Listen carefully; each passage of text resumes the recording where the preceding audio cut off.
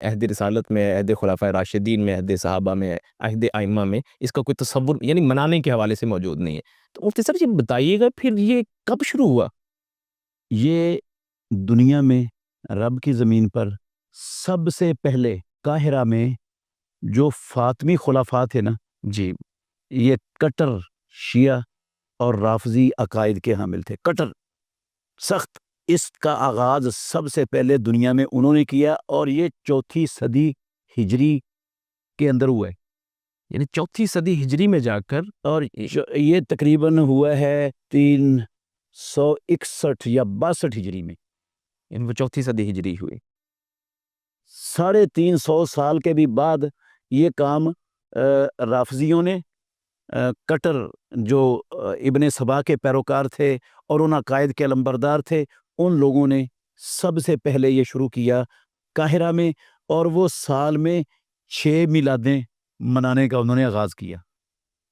ایک رسول اللہ صلی اللہ علیہ وسلم کی میلاد مناتے تھے، ایک حضرت علی رضی اللہ عنہ کی میلاد مناتے تھے، ایک سیدہ فاطمہ الزہرا رضی اللہ عنہ کی میلاد مناتے تھے، اور ایک وہ حضرت حسن رضی اللہ عنہ کی میلاد مناتے تھے، ایک حضرت حسین رضی اللہ عنہ کی میلاد مناتے تھے، اور ایک جو ان کا موجودہ خلیفہ ہوتا تھا نا، جی اس کی بھی میلاد مناتے تھے۔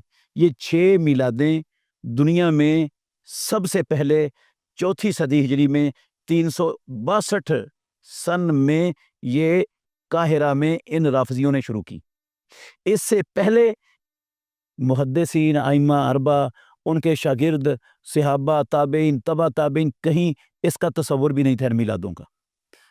ڈاکٹر صاحب اگر یہ دین ہوتا تو یہ سارے خیر القرون جن کو امام الانبیاء نے سب سے بہتر زمانے قرار دیا ہے اور سب سے بہتر لوگ قرار دیا ہے، بے شک کیا وہ اس سے محروم ہوتے؟ وہ اس سے لا علم ہوتے؟ وہ اس سے غفلت برتتے؟ کبھی اگر ان کا دین سے کوئی تعلق ہوتا، کوئی دور و نزدیک کا بھی واسطہ ہوتا تو۔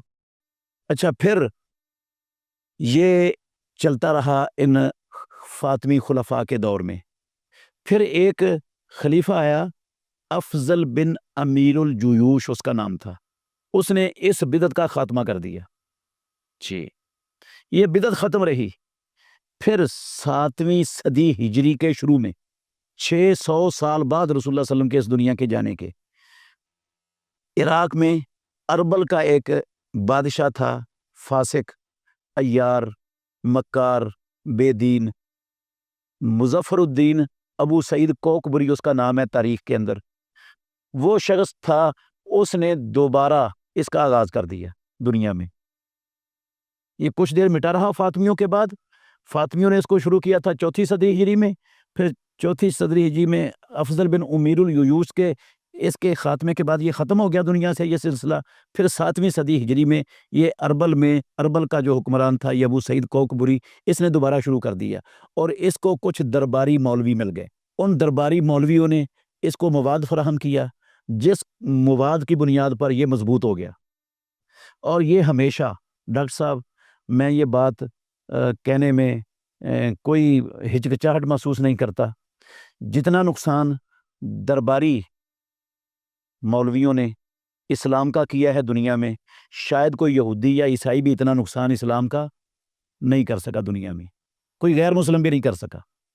یہ نہیں دیکھتے کہ اللہ رب العالمین کا کیا حکم ہے، محمد الرسول اللہ صلی اللہ علیہ وسلم کا حکم کیا ہے، ان حکموں کا تقاضا کیا ہے، اسلام ہم سے کیا مطالبہ کرتا ہے، دنیا میں اسلام کی امت کی مصلحت کیا ہے، وہ نہیں دیکھتے۔ وہ یہ دیکھتے ہیں کہ اس حکمران کے تیور کیا کہتے ہیں، اس کی خواہش کیا اس کی خواہش کیا ہے، اس کی رضا کس میں ہے، اس کا بینیفٹ اس میں اس کا بینیفٹ کس میں ہے، اس کا مفاد کس میں ہے۔